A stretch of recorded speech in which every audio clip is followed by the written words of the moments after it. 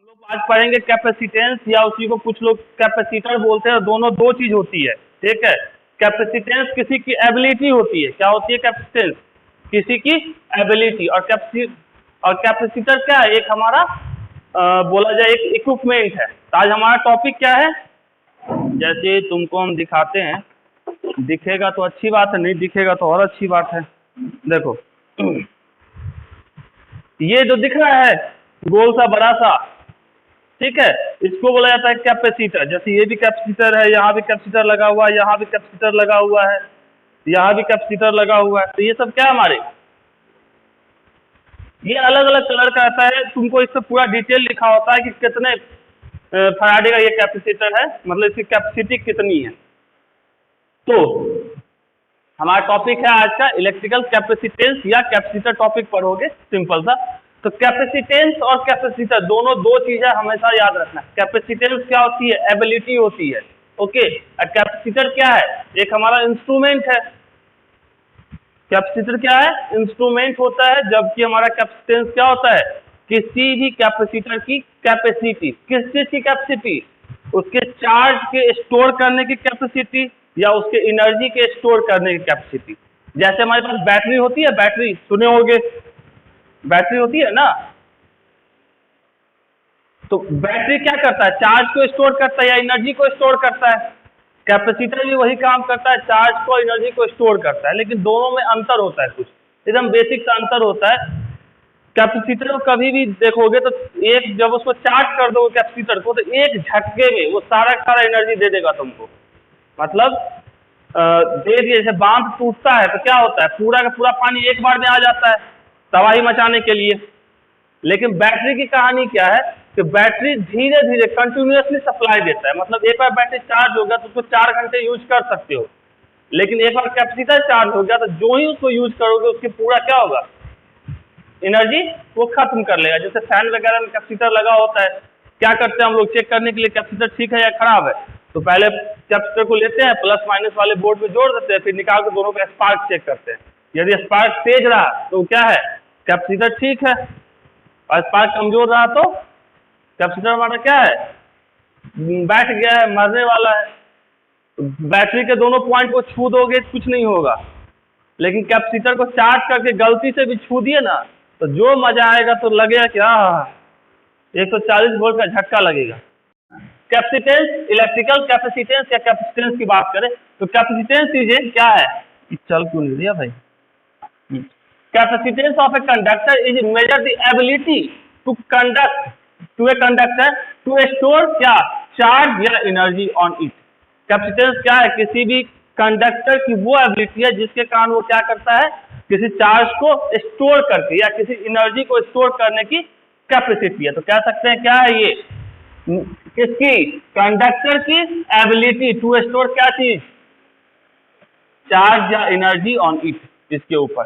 तो जितना ज्यादा उसका कह सकते हैं when A conductor is charge, तो क्या होगा, उसका पोटेंशियल राइज होगा। अब किसी कंडक्टर को यदि चार्ज दोगे तो उसका पोटेंशियल क्या होता है, बढ़ता है। तो कह सकते हैं Q is directly proportional to potential difference. Q क्या होता है, जितना ज्यादा चार्ज उतना ज्यादा उसका क्या होगा, पोटेंशियल।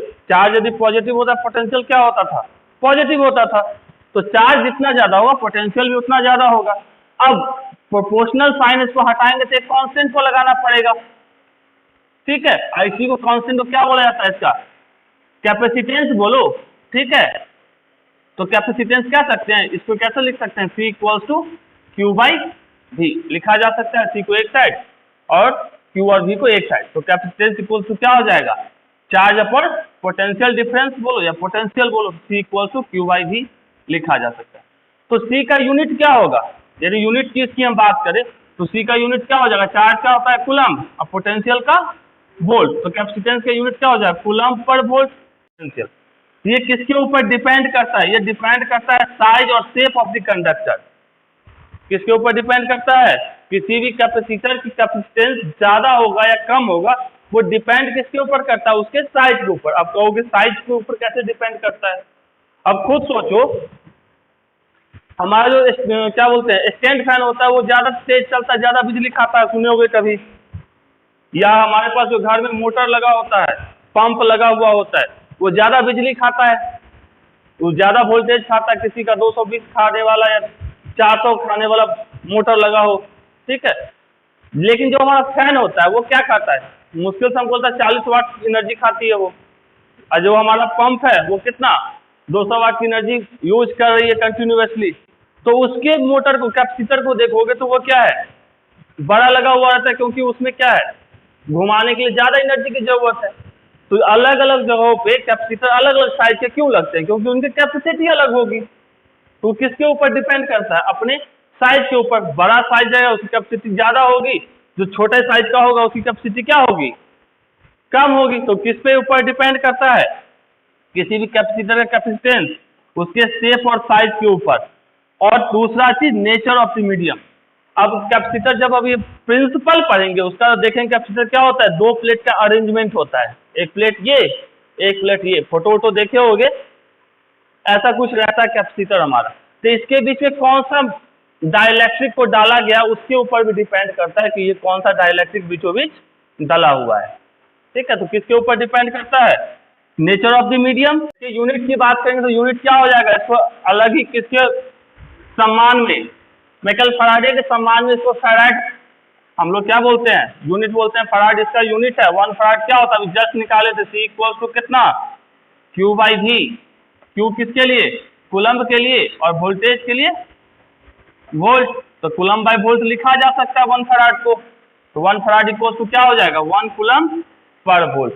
अब इसका डायमेंशन निकाल सकते हैं।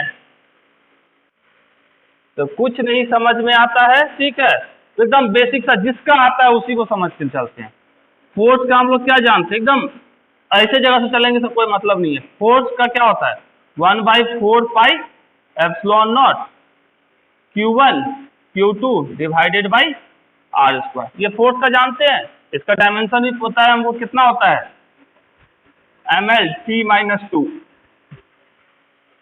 अब हमारा किसका निकालना है हमको, कूलम्ब का। तो हमको पता होता है कितना, चार्ज का 80, इतना तो याद रखना ही पड़ेगा। पोटेंशियल का क्या होता है, पोटेंशियल का फॉर्मूला तो पता है हमको, 1/4 पाई एप्सिलॉन नॉट Q/R, यही होता है पोटेंशियल का फॉर्मूला।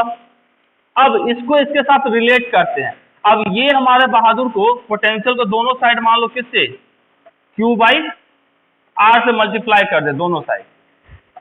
देखो डायमेंशन निकालने का या यूनिट निकालने का मतलब जैसे भी तरह निकाल सकते हैं। अब ये हमारा क्या बन गया, देखो ये फोर्स बन गया, मतलब ये न्यूटन बन गया। और इस साइड क्या बन गया, Q/R इंटू V। तो V इक्वल तो क्या लिख सकते हैं, न्यूटन। ये गया ऊपर R और नीचे क्या आया, Q। अब पोटेंशियल का डायमेंशन क्या हो जाएगा, न्यूटन का ml T-2, R का L और Q का 80। ये पोटेंशियल का डायमेंशन। और थोड़ा सा सॉल्व करो, क्या हो सकता है इसका, ml² T-3 A-1 आया पोटेंशियल का डायमेंशन। अब देखो मुझे कुछ नहीं पता था, हमको अभी सीरियसली याद भी नहीं है और याद रहता भी नहीं है कि किसका डायमेंशन क्या होता है। ओके, तो हमको निकालना था, किधरों से काम पर से निकालेंगे। ये किसका आ गया, पोटेंशियल का डायमेंशन।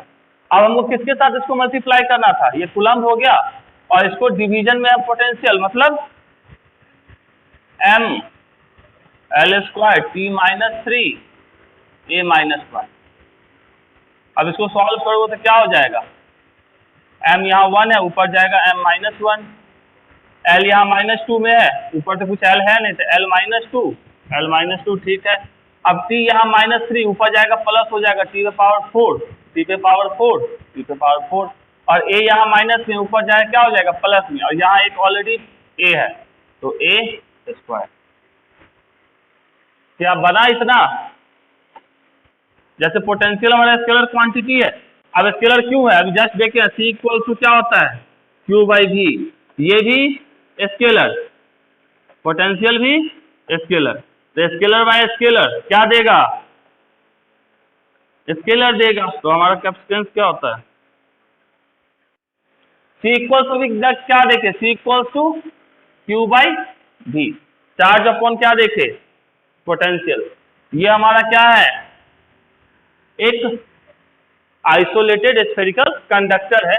इस पे यदि हम कोई चार्ज Q डाल देते हैं, Q चार्ज डाल देंगे तो इसका पोटेंशियल क्या होगा, इसका पोटेंशियल V इक्वल टू क्या हो जाएगा, 1/4 pi epsilon not Q divided by जो इसका रेडियस होगा, मान लो R मान लिए, ये होता है इसका पोटेंशियल।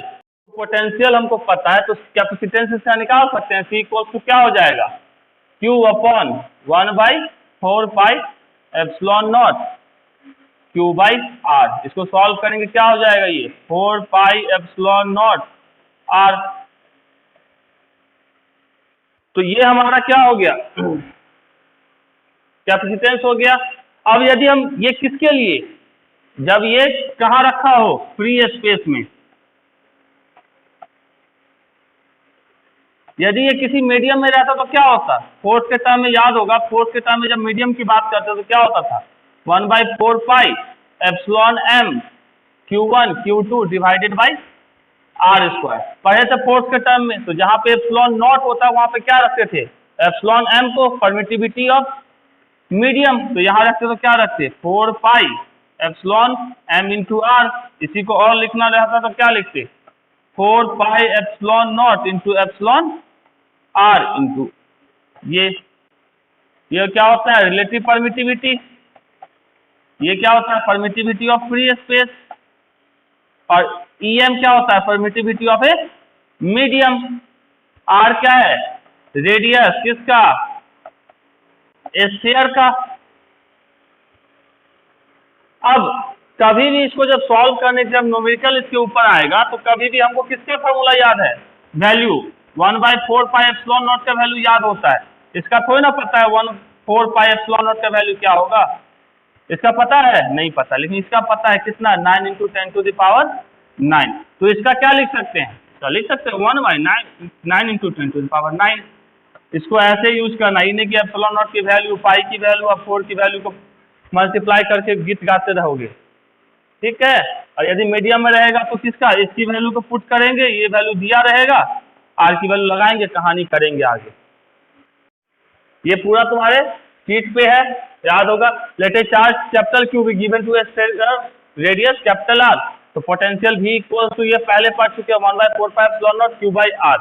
C इक्वल टू जानते हैं Q बाई V, तो V की वैल्यू डाल दिए, यहाँ से हमारा क्या, Q से Q साफ, ये पूरा सॉल्व होके क्या आ गया, C equal to 4 pi epsilon not into R। अब यदि किसी मीडियम की बात करते हो तो किससे मल्टीप्लाई, जस्ट लिखे है ना इतना, या इसको ये लिखो, या इसको 4 pi epsilon m into R लिखो, एक ही बात है दोनों, तो समझोगे आराम से।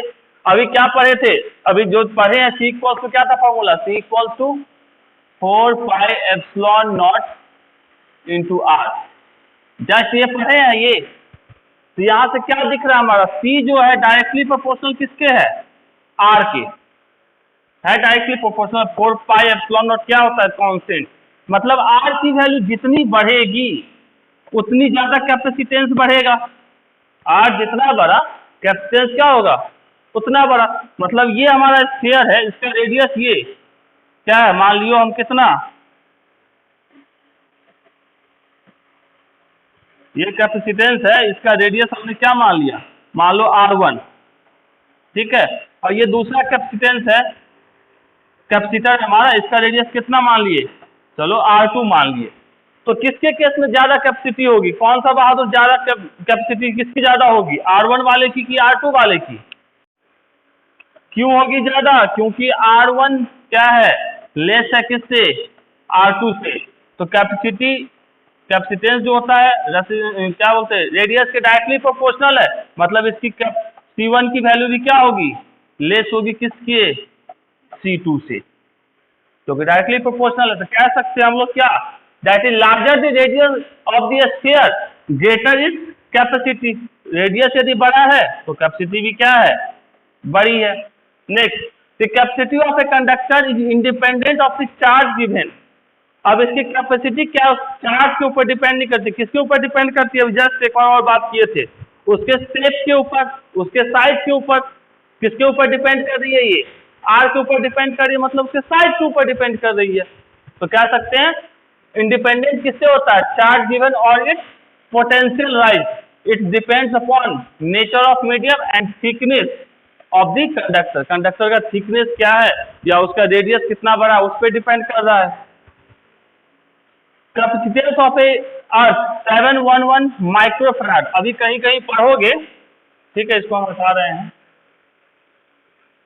देखो यहां पर भी हम निकालेंगे अर्थ की कैपेसिटी 711 माइक्रोफैराड होती है. कैसे? अभी फॉर्मूला क्या पढ़े थे सी का? सी इक्वल्स टू कितना? 4 pi epsilon not into R. हमारा अर्थ क्या मान के चलते हैं? स्फीयर है, मानते हैं ना. तो 1/4 पाई एप्सिलॉन नॉट की वैल्यू पता होती है. इसकी वैल्यू कितनी हो जाएगी? 1/9 इंटू 10 टू द पावर कितना? 9. आर की वैल्यू कितनी? अर्थ का रेडियस कितना होता है? 6400 किलोमीटर. तो 6400 इंटू 10 टू द पावर कितना? 3 मीटर. क्या कि ऐसा सिस्टम में सबको लाना है. इसको अब सॉल्व करेंगे, क्या लिख सकते हैं? 64 divided by 9 into 10 to the power कितना हो जाएगा? ये हो गया 5, 10 टू द पावर 5, और ये ऊपर जाएगा -9. ठीक है, ये कितने से कटेगा? यदि इसको काटोगे 7, उसके बाद 0.11 इंटू 10 टू द पावर कितना लिख सकते हैं? -4. अब इसको और लिखना चाहे तो क्या लिख सकते हैं? 711 इंटू 10 टू द पावर -6. इसी को और लिखा 10 टू पावर -6 को माइक्रो में लिख सकते हैं, तो 711 माइक्रो फैराड. सी की वैल्यू कितना? 50. पी का मतलब कितना होता है? Deci centi milli micro nano pico. ठीक है, 3, 6, 9, 12 deci centi milli micro nano pico. 6, 9, 12. तो 10 टू द पावर कितना? 50 into 10 to the power -12 farad. दूसरा हमको क्या दिया है? Calculate its radius. तो पहला हमको रेडियस निकालना है. सी इक्वल टू क्या जानते हैं? 4 pi epsilon not R. R equal to कितना? C/4 pi epsilon not. सी की वैल्यू कितनी? 50 इंटू 10 टू द पावर -12, और 1/4 पाई एप्सिलॉन नॉट की वैल्यू कितनी? 9 इंटू 10 टू द पावर 9. यहाँ 1/4 पाई एप्सिलॉन नॉट है ही, तो हम लिख लगा सकते हैं सीधे. कितना आया? 450 इंटू 10 टू द पावर कितना? -3. यही होगा ना. तो इसको लिख सकते हैं 0.45 मीटर, या इसको लिख सकते हैं कितना? 45 सेंटीमीटर. नेक्स्ट हमको कह रहा है दूसरे वाले में कि हमको क्या दे दिया है? पोटेंशियल दे दिया. मतलब V इक्वल टू कितना दे दिया? 10 टू द पावर 4 वोल्ट. हम लोग क्या जानते हैं? C equal to Q/V. पूछा क्या जा रहा है हमसे दूसरे केस में? How much charge should be place. मतलब Q पूछा जा रहा है, तो C इंटू V, मतलब C की वैल्यू कितनी? ये हमारा 50 इंटू 10 टू द पावर -12, और V की वैल्यू है 10 टू द पावर 4. ये हो गया सॉल्व करके 50 और 10 टू द पावर कितना? 8. चार्ज का क्या होता है? कूलम. यही होता है. तो इसको कितना लिख सकते थे? माइनस रहेगा ना यहाँ, माइनस. तो इसको और लिखना चाहते तो क्या लिखते? और क्या लिखना चाहते? 15 × -12 इंटू 10 टू द पावर 4. ये हो गया 8 × 12 -8 बचा. अब इसको और लिखना चाहते तो लिख सकते हैं 0.5 माइक्रो कूलम लिख सकते हैं.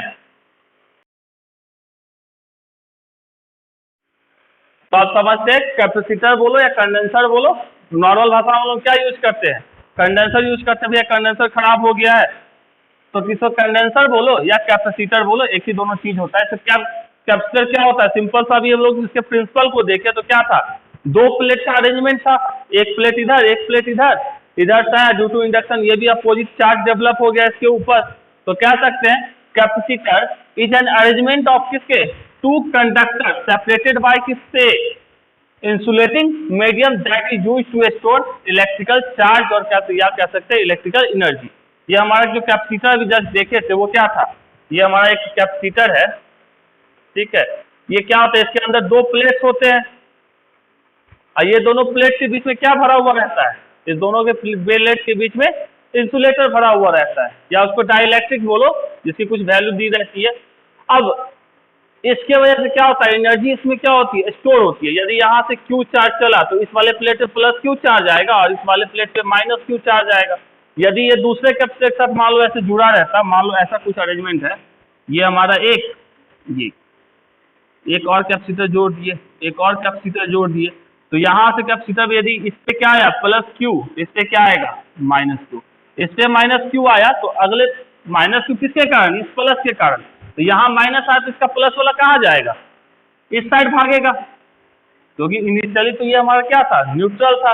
अब यहाँ प्लस आया तो इस पे क्या डेवलप हो जाएगा, माइनस Q, तो इस पे क्या था प्लस Q, माइनस Q इस साइड आया तो प्लस Q किधर भागा, प्लस Q इस पे, फिर प्लस Q इस पे, तो माइनस Q इसके ऊपर। तो यहाँ क्या है, हर एक कैपेसिटर पे क्या है, सेम चार्ज डेवलप हो रहा है Q का, इस पे भी Q, इस पे भी Q, एक प्लेट पे प्लस Q, एक प्लेट पे माइनस Q, ठीक है। तो कह सकते हैं एक capacitor consist of two conductor carrying क्या, चार्ज ऑफ इक्वल मैग्नीट्यूड। यहाँ देखो, यहाँ प्लस Q है, यहाँ माइनस Q है, दोनों का मैग्नीट्यूड क्या है, सेम है, सिर्फ क्या है एक प्लस एक माइनस, लेकिन मैग्नीट्यूड तो सेम है, बट अपोजिट साइन, एक माइनस और एक प्लस में। तो कंडक्टर्स आर कॉल्ड, क्या कहते हैं इसको, इस कंडक्टर का क्या कहा जाता है, मतलब कैपेसिटर का इसको क्या कहा जाता है, प्लेट कहा जाता है। यदि अभी हम लोग को पढ़ना है फिक्स कंडक्टर के बारे में, ठीक है, वेरिएबल के बारे में नहीं पढ़ना है। वेरिएबल का मतलब क्या, ऐसा कैपेसिटर जो अपनी कैपेसिटी को क्या कर सके, चेंज कर सके, तो उसको हम लोग को नहीं पढ़ना है। हम लोग किसके बारे में पढ़ना है, ऐसा कैपेसिटर जिसका जो कैपेसिटी दे दिया, मान लो 10 माइक्रोफैराड दे दिया, तो ये हमेशा 10 माइक्रोफैराड की ही कैपेसिटी को रखेगा, इससे ज्यादा या कम नहीं हो सकता है। देखिए वेरिएबल में क्या है, ये कभी 10 का भी यूज कर सकता है, कभी 5 को जैसा भी काम कर सकता है। तो आज के डेट में वेरिएबल को यूज करते हैं, ताकि देखते हो कितना हाईटेक हो गए हम लोग। कैपेसिटर कहते हैं, अभी जस्ट कहते C इक्वल टू क्या था, Q/V, तो कैपेसिटेंस क्या था अभी जस्ट पढ़े, चार्ज ऑन आइदर कंडक्टर, चाहे इस वाले कंडक्टर पे जाओ प्लस Q वाले पे या माइनस Q वाले पे, दोनों पे तो सेम चार्ज रहना है। तो charge on either conductor divided by potential difference between the two conductor, यहाँ इसका और ये इस दोनों के बीच का कुछ पोटेंशियल डिफरेंस होगा। अब capacitor of a parallel plate capacitor, मतलब capacitance of a parallel plate capacitor. अब हमारा किसके लिए बात करना है, क्वेश्चन पूछे जाते हैं बार बार पैरेलल प्लेट के लिए। अब ये हमारा एक प्लेट, ये हमारा दूसरा प्लेट, ओके, एकदम आराम से समझोगे। इस पे कौन सा चार्ज डाले, प्लस Q डाले, दूसरे वाले प्लेट पे क्या होगा माइनस Q, यही तो कॉम्बिनेशन है। या इसको चार्ज डेंसिटी के टर्म में बोलो तो इसका प्लस सिग्मा और इसका होगा, इस पे पॉजिटिव भरा पड़ा है और इस पे क्या भरा पड़ा है निगेटिव। तो इलेक्ट्रिक फील्ड याद है हम लोग पढ़े थे, इलेक्ट्रिक फील्ड इसके कारण, तो बीच वाले में इलेक्ट्रिक फील्ड कैसा होगा, इसके कारण यदि बोला जाए तो इलेक्ट्रिक फील्ड का डायरेक्शन कैसा होगा, इस पे प्लस वाले के कारण, इस वाले प्लेट के कारण ऐसा होगा। तो इलेक्ट्रिक फील्ड कितना होता था प्लेट के लिए, यदि एक हमारा थीन प्लेट था, ठीक है, तो इलेक्ट्रिक फील्ड यदि इस साइड की बात करते हैं तो सिग्मा बाई 2 एप्सिलॉन नॉट पढ़े थे, ठीक है। यदि ये एक और प्लेट हम यहाँ पे लगा देते तो क्या होता, यदि ये हमारा निगेटिव चार्ज वाला प्लेट है, ये पॉजिटिव चार्ज, इसका डायरेक्शन इस तरफ, अब इसके कारण क्या, इलेक्ट्रिक फील्ड का ये फॉर्मूला पढ़े थे, डिराइव भी किए थे थिन प्लेट के लिए, और ये निगेटिव चार्ज इसी डायरेक्शन में यहाँ भी इलेक्ट्रिक फील्ड होगा, निगेटिव चार्ज भी एक तरफ होगा, इसका भी क्या होगा सिग्मा बाई 2 एप्सिलॉन नॉट। एकदम डिटेल में पढ़े थे, इसको याद करो। दो प्लेट, एक पॉजिटिव वाला एक पॉजिटिव वाला, एक पॉजिटिव एक निगेटिव, दोनों निगेटिव, सेक्शन 1 सेक्शन 2 सेक्शन 3, तो यहाँ पे टोटल इलेक्ट्रिक फील्ड कितना हो जाएगा E, एक इसके कारण निगेटिव वाले कारण ये और पॉजिटिव वाले कारण ये होगा, तो net electric field between the plate क्या कह सकते हैं? नेट इलेक्ट्रिक फील्ड बिटवीन किसके, या कंडक्टर बोले, बिटवीन कंडक्टर, हमारा क्या हो जाएगा? इलेक्ट्रिक फील्ड इक्वल्स टू कितना, इसके कारण हो गया सिग्मा बाई, अरे sigma by 2 epsilon not plus sigma by 2 epsilon not. Solve करेंगे सिग्मा बाई एप्सिलॉन नॉट ये होगा E equals to V by D, पिछले चैप्टर में पढ़े अभी, potential gradient for parallel plate या पैरेलल कंडक्टर के केस में। तो यहां से क्या लिख सकते थे? V equals to E into D लिख सकते हैं। E की वैल्यू कितनी?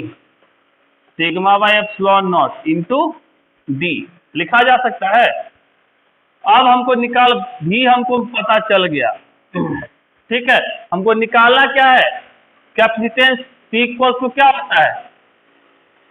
Q बाई V, भी हमको पता है। अब इसको क्या लिख सकते हैं? Q के जगह पे यदि हमको चार्ज डेंसिटी के टर्म में लिखना हो तो कैसे लिखते? हम लोग क्या जानते हैं? Sigma equals to charge upon area. ये प्लेट है तो प्लेट के पास क्या होगा? एक एरिया होगा, तो Q बाई ए लिख सकते हैं। तो Q के जगह पे क्या लिखा जा सकता है? Q इक्वल्स टू ये लिख सकते हैं। तो यहां से हमारा Q के जगह पे आ गया तो A डिवाइडेड बाई V के जगह पे क्या आ जाएगा? इंटू डी होगा। इसको थोड़ा सा और सॉल्व करेंगे, क्या आ जाएगा हमारा? Epsilon not A by D. ये किसकी value? C equals to epsilon not A by D. ये किसके लिए? पैरेलल प्लेट कैपेसिटर के लिए। ए किसका है? ये जो प्लेट लगा हुआ इस साइड उसका एरिया, और ये दोनों का एरिया सेम होगा, और डी क्या? इन दोनों के बीच का डिस्टेंस। एप्सिलॉन नॉट क्या होता है? परमिटिविटी होती है, पता है हमको। तो पैरेलल प्लेट कैपेसिटर के लिए हमारा क्या हो जाएगा? कैपेसिटेंस इतना। यदि ये किसी मीडियम में रहता तो क्या होता कहानी? फॉर किसके? मीडियम के लिए क्या होता? C equals to epsilon not epsilon R A divided by D. तो बहुत सिंपल से क्या हो गया? फॉर एयर या वैक्यूम, हाँ, तो C equals to epsilon not A by D अभी जस्ट निकाले। फॉर मीडियम के लिए क्या हो जाएगा? CM equals to epsilon R epsilon not A divided by D, या epsilon M A by D. हमको पोटेंशियल डिफरेंस कितना दे दिया है? भी दे दिया है, कांस्टेंट है। After disconnecting the charging battery the distance between the plates of a capacitor is increase. मतलब डिस्टेंस को क्या कर दिया गया है? बढ़ा दिया गया है, increase. Okay, using the insulating handle as a result the potential difference between the plate. Potential difference हम लोग क्या जानते हैं? C equals to Q by V जानते हैं, ठीक है। अब यहाँ पे क्या कांस्टेंट हो सकता है? Q तो चेंज नहीं हो रहा है कहीं भी, Q तो जो है वही रहेगा। तो यहाँ से यदि हम बात करें किसकी? C इक्वल्स टू क्या जानते हैं? पैरेलल प्लेट कैपेसिटर के केस में C इक्वल्स टू कितना होता है? Epsilon not A by D। D की वैल्यू जो ही बढ़ी, क्या किया गया है? प्लेट के बीच में इंक्रीज किया गया। D की वैल्यू बढ़ेगी तो C की वैल्यू क्या हो जाएगी? इसकी वैल्यू के बढ़ने से C की वैल्यू छोटी होगी, होगी या नहीं होगी? तो C की वैल्यू छोटी होगी। इसका मतलब यहां से भी हम चले तो V इक्वल्स टू क्या लिख सकते थे? Q by C। C की वैल्यू जो ही छोटी हुई तो इस पूरे टर्म की वैल्यू क्या हो जाएगी? बढ़नी शुरू हो जाएगी। तो मतलब पोटेंशियल क्या हो जाएगा? इंक्रीज कर जाएगा। C कितना? एयर के लिए कितना? 6 माइक्रोफैराड। दूसरा क्या है? इनटू डाइलेक्ट्रिक कांस्टेंट, मतलब C की वैल्यू कितने? किसी डाइलेक्ट्रिक के केस में कितना आया है? 30 माइक्रोफैराड। हम लोग जानते हैं फॉर्मूला क्या होता है C का। यदि एयर की बात करते तो क्या होता है? पहले एयर के लिए हो जाएगा epsilon not A divided by D, जबकि इसके लिए क्या हो जाएगा? Epsilon not epsilon R A divided by D। तो हम लोग C एयर बाई C के इक्वल्स टू क्या लिख सकते हैं? 6 microfarad divided by 30 microfarad is equals to कितना? Epsilon not A divided by D epsilon not epsilon R A divided by D. A से ए साफ, डी से डी साफ। यहाँ से क्या, चलो इसको ऊपर कर लेते हैं, तो लिख सकते हैं epsilon R is equal to 30 microfarad divided by 6 microfarad. Micro से माइक्रो साफ, फैराड से फैराड साफ। ये कितना हो गया, 5। नेक्स्ट पूछा है कि परमिटिविटी ऑफ द मीडियम पूछा जा रहा है। मीडियम का मतलब क्या होता है, ये हमारा लिखना है रिलेटिव परमिटिविटी। रिलेटिव परमिटिविटी क्या होता है, permittivity of a medium divided by permittivity in space. तो permittivity of medium equal to क्या हो जाएगा, आई इंटू आर नॉट। इसकी वैल्यू कितनी, 5।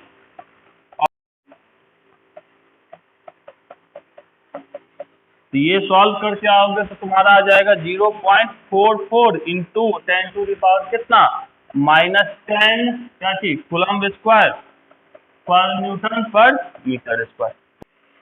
Electric field is equal to sigma by epsilon not. ठीक है, यदि हम क्या कर रहे हैं, हमारा two parallel plate having the charge certain distance between them, the plate is किसमें, केरोसिन में डिप किया गया है। तो केरोसिन के केस में क्या होता है, केरोसिन के केस में डाइलेक्ट्रिक कांस्टेंट की वैल्यू ग्रेटर देन 1 होती है। ओके, तो केरोसिन के केस में इलेक्ट्रिक फील्ड की बात करते हैं तो क्या होता, एप्सिलॉन एम, या इसको और लिखना चाहते हो क्या लिखते, एप्सिलॉन नॉट या एप्सिलॉन आर।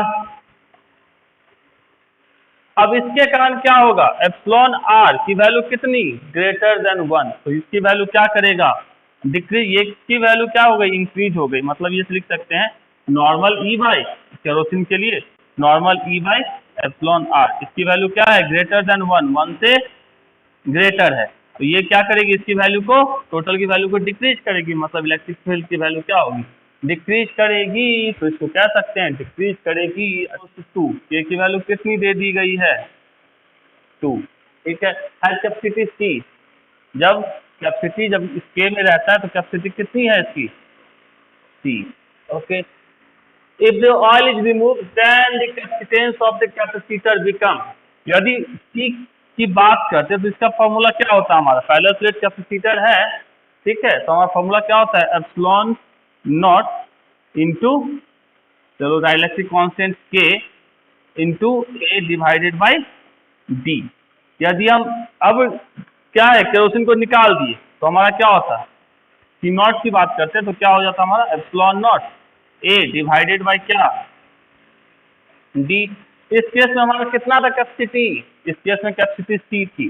तो यदि हम दोनों का रेशियो निकाले CK बाई C not is equal to क्या, epsilon not K A divided by D divided by epsilon not A divided by D। यहाँ से एप्सिलॉन नॉट साफ, A से A साफ, D से D साफ। यहाँ से क्या बचा हमारा K। अब बचेगा इतना, तो यहाँ से हम आगे क्या लिख सकते हैं, सीके की वैल्यू कितनी है, सी।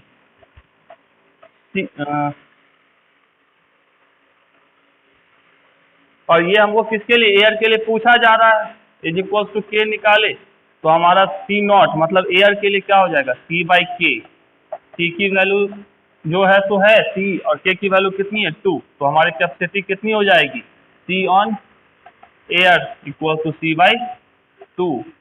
ये हो जाएगा हमारा सी बाई